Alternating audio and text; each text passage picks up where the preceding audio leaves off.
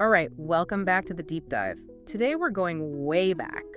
17th century Manipur. Ooh, exciting. It is, and we've got this really interesting document to guide us. No title, unfortunately, but it's all about this guy, Muhammad Sani.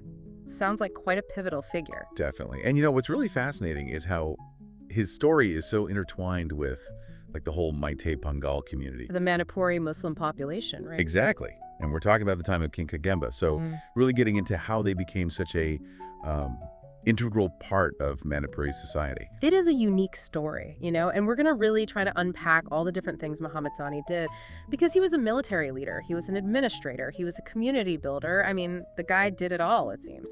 So where do we even begin with a life like that? I guess like with any good story, gotta start at the beginning, right?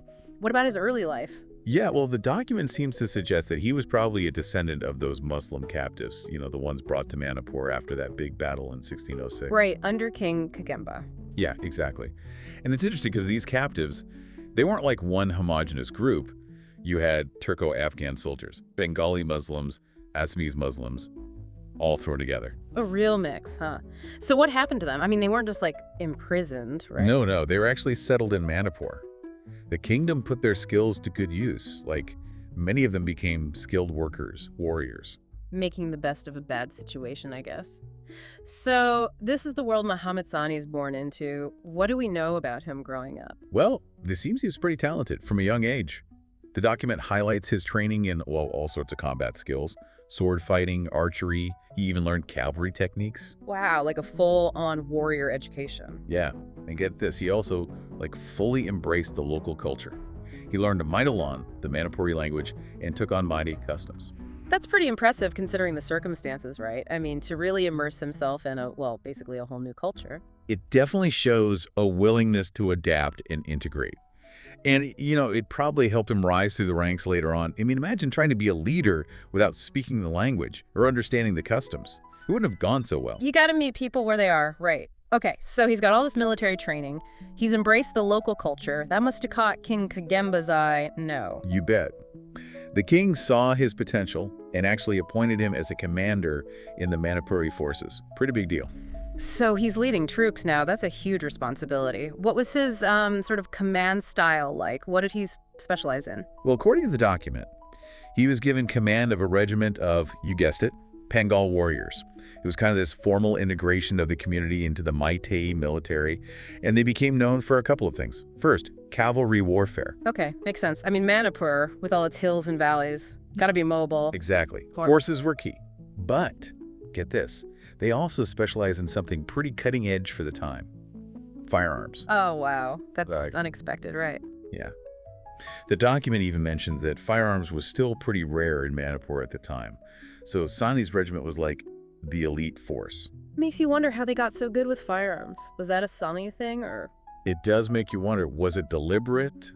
Did he see the potential of this new technology? We can only speculate, really, but regardless, having that kind of firepower must give them a serious edge. Oh, absolutely. I mean, just think about who they were up against. The Ahams from Assam, the Tripuris, and even the Burmese, from Myanmar. A lot of pressure on their border. Constant threat. And Sani was right there on the front lines, leading his troops against these invaders. I mean, that's how he made his name, really, defending Manipur. A true protector. So he's leading troops, he's winning battles. What else? It sounds like he was involved in more than just the fighting itself. Oh, yeah, definitely. He wasn't just about using weapons. He also understood the importance of, the whole war machine, I guess you could say. He put a lot of effort into improving Manipur's blacksmithing. Making sure they could produce high-quality weapons. And, of course, he pushed for more gun-making, too. Smart move. Can't be reliant on others for your defense, especially back then. And this is where it gets really interesting, right? Because before Sani, the Meitei Pangal community, they were known for different things. Like the document mentions blacksmithing, weaving, trade. It's a remarkable transformation. It's almost like he steered the community towards this warrior identity. And it wasn't just about personal glory either. He was elevating the entire community's status within Manipur. From craftsmen to warriors. That's a big shift. And it probably didn't happen overnight, right? No, it was a process. He had to train them, instill discipline, teach them how to fight as a unit, swordsmanship, horseback riding, of course, and that firearm training we talked about. It was building a new identity, really. And it worked. I mean, the fact we're still talking about him centuries later, that says something. For sure.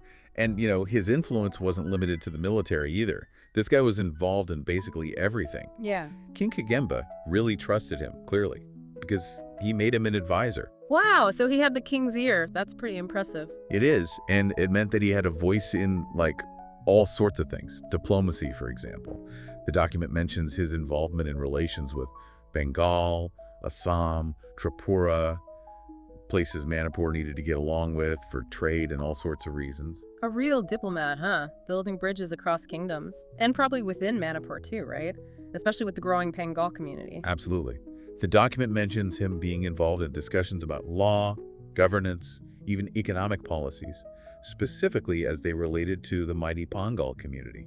He was making sure they had a seat at the table. A powerful advocate for his people. And it wasn't just about fitting into the existing structures, was it? It sounds like they were also building their own distinct communities. That's right.